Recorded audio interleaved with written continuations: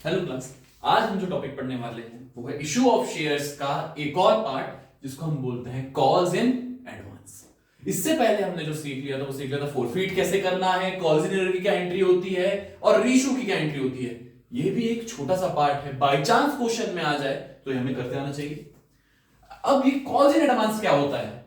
For example इस question में PQR limited एक कंपनी है, उसने इशू किए हैं 20,000 इक्विटी शेयर। एक शेयर की प्राइस है 10 रुपए और यहां पे बोल रहे हैं कि एप्लीकेशन 3 रुपए का है, अलॉटमेंट 5 रुपए का है और फर्स्ट कॉल 4 रुपए का है। अब मैंने आपको एक चीज बहुत पहले बताई थी, जब भी क्वेश्चन पढ़ना है आपको तो आपको सबसे पहले इन अमाउंट्स का टोटल करना है।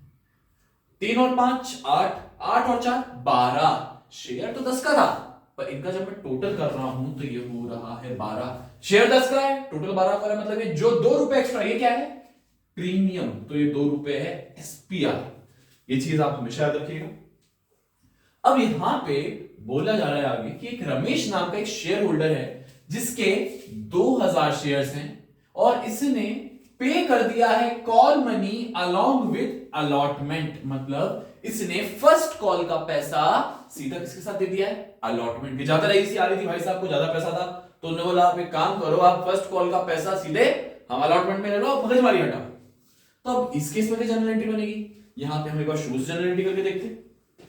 तो पहली एंट्री, एप्लीकेशन का पैसा डायरेक्टली बैंक में ही आता है, जो भी इंटरेस्टेड उन्होंने बैंक में डाला हुआ पैसा, तो ये हो गया bank account debit to equity share application account. पैसा किसके कारण आया है? एप्लीकेशन के कारण आया है। कितने शेयर इशू करे हैं? 20,000। एप्लीकेशन कितने रुपए का है? 3 रुपए का है। तो यहां पे आ गया है 60,000 और 60,000। दूसरी एंट्री देख लेते हैं भाई साहब। अब यहां पे एप्लीकेशन का पैसा हमें पहुंचाना होता है शेयर कैपिटल में, वो कैपिटल जो कि शेयर्स के थ्रू आया है। तो equity share application account debit, मैंने शॉर्ट फॉर्म में लिखा, आप लोग कौन लिखिएगा? To equity share capital account credit.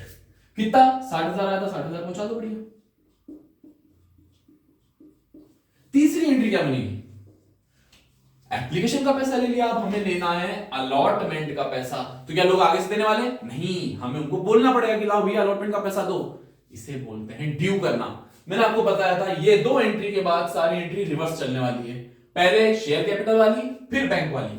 तो अब पैसा लेना है अलॉटमेंट का, तो ये हुआ equity share allotment account debit to equity share capital account credit. अब शेयर अलॉटमेंट कितने रुपए का है? 20,000 हमारे शेयर्स हैं। अलॉटमेंट है हमारा 5 रुपए का, जिसमें 2 रुपए एसपीआर है। जब भी क्वेश्चन में ऐसा नहीं लिखा हो कि एसपीआर कहां है तो हमें हमेशा उसे अलॉटमेंट में मानना है। और एसपीआर शेयर कैपिटल की बीवी है, जहां शेयर कैपिटल वहां एसपीआर।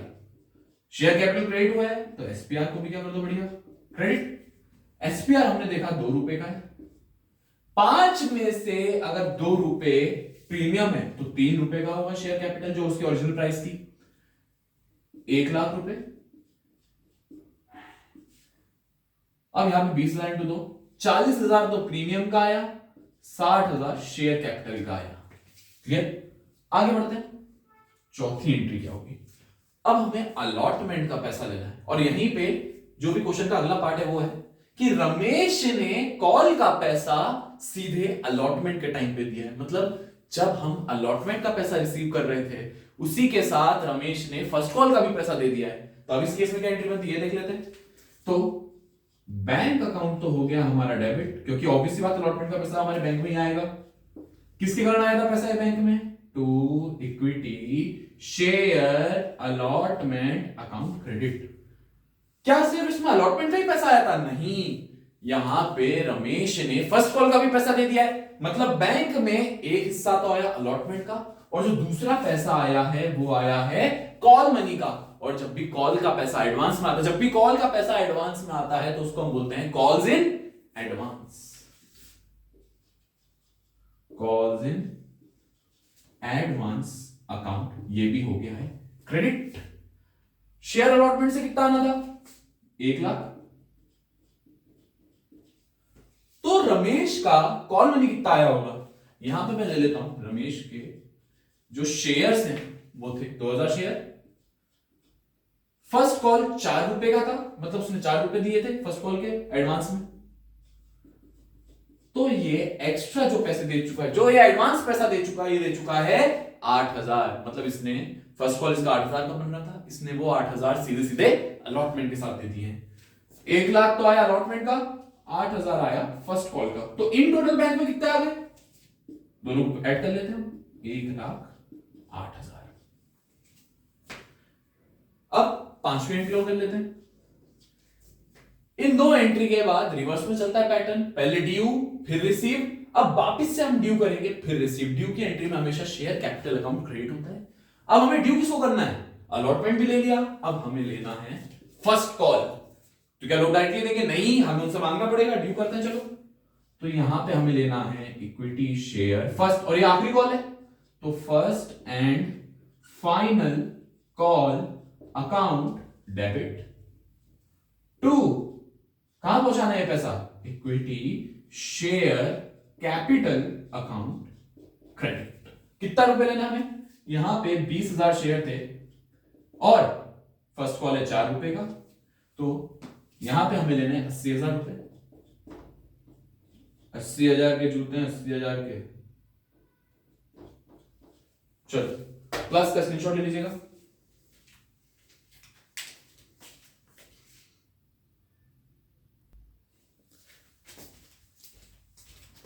अब हम आगे की एक फाइनल एंट्री कर लेते हैं। मैं पहली एंट्री मिटा देता हूं, पहली दो एंट्री।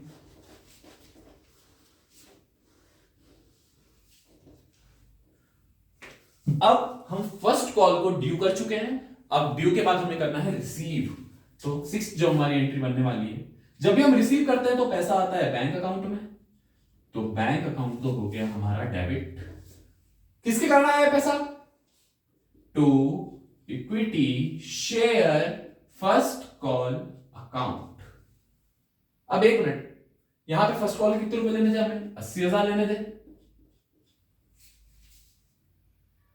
अब हम बात करते हैं, यहां पे 80,000 लेने थे, क्या हमें 8,000 पहले ही मिल गए? तो हमारे पास 8,000 आ गया था कॉल्स इन एडवांस। तो इस मूवमेंट में हम कितने रुपए लेंगे? 80,000 में से जब हमें 8,000 पहले ही मिल गए हैं तो अभी हम सिर्फ कितने रुपए मांगेंगे? 72,000। मतलब 8,000 ऑलरेडी आ चुका है, अब हम 8,000 नहीं मांगने वाले वापस। तो बैंक में आए हैं आपकी बार 72,000। कितने रुपए ऑलरेडी पहले आ चुके थे? 8,000। तो ये 8,000 क्या था? Calls in advance. मतलब 80,000 लेने थे, 8,000 आ गया कॉल्स इन एडवांस। तो बैंक में कितना है? 72,000। यहां पे हमें दो जगह कॉल्स इन एडवांस लिखना है। एक तो जब अलॉटमेंट के टाइम पे रिसीव कर रहे हो तो क्रेडिट में, और जब फर्स्ट कॉल के टाइम पे या जिसका भी एडवांस है उसके बैंक में हमें इसको डेबिट करना है। बस कॉल्स इन एडवांस का इतना ही था role. So class I hope आपको कॉल्स इन एडवांस वाला पैटर्न आ गया होगा। अब इसके बाद जो हमें टॉपिक पढ़ना है वो इस चैप्टर का सबसे इंपॉर्टेंट टॉपिक है जो कि प्रोराटा है, वो हम नेक्स्ट वीडियो में कवर करने वाले हैं। Thank you class.